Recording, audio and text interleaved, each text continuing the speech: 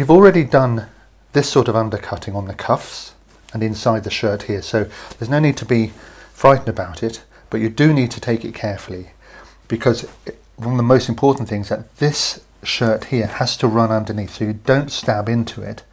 So you hold back and then we can work up to a final finish. So here we start removing waste, and either we can just nibble it away like this, that sort of, see that slicing cut on the tool like so, putting a weight behind it.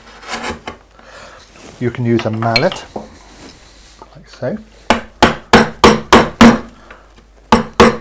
again making sure you stop short of that background, and undercut. Take this back only as far as you need to go. Again, I'll keep repeating that because it's very tempting to keep going in and in and in, and you end up with a very weak bit here.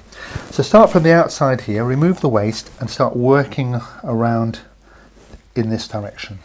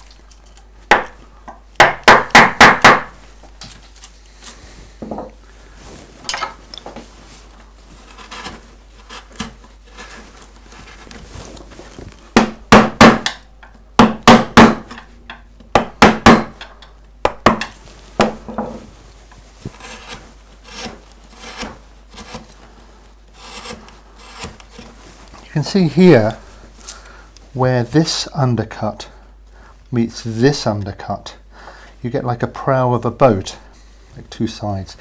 This is a weak point, so you want to make sure there's enough wood here to hold this piece of wood there. So I've worked to here, and then I'm going to work around here and towards there. And as I get into this part, I'll probably find I can come a little bit more horizontally like this over here.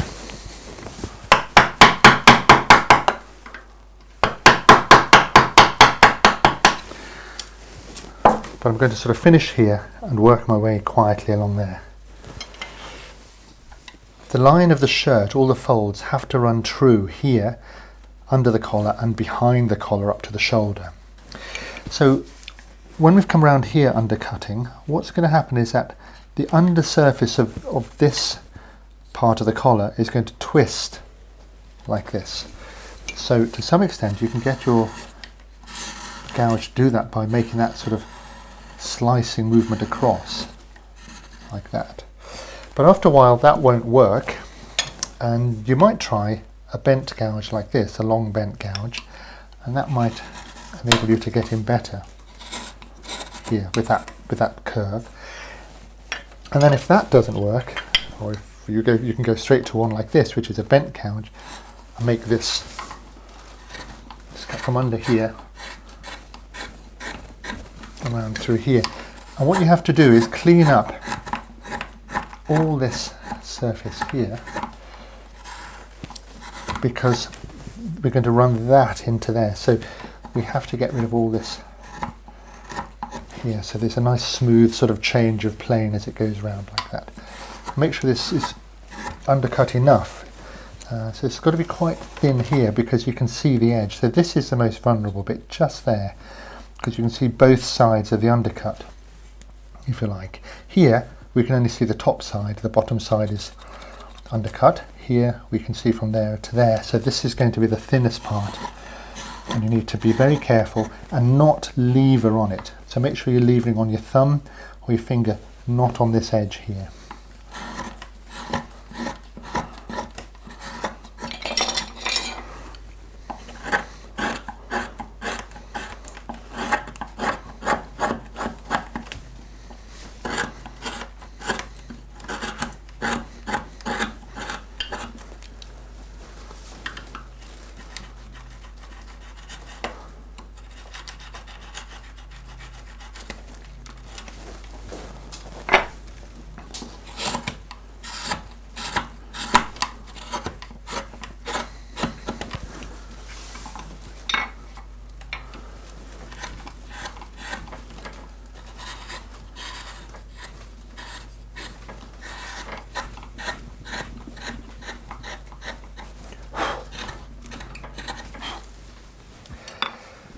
So once I've got this right along here, I can draw in the edge of this button seam, and it comes up here and it goes underneath there and actually comes out on the top here. We will make a note of that.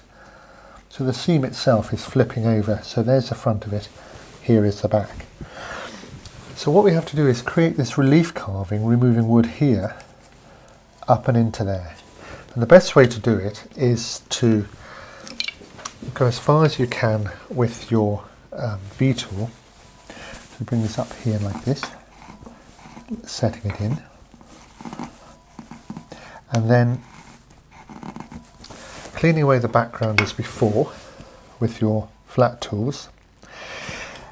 And then the bit that's really tricky is where it goes underneath, and I think the best thing to do is to score it with your skew chisel or your knife, like that here, and then remove wood from the side in here, like this direction.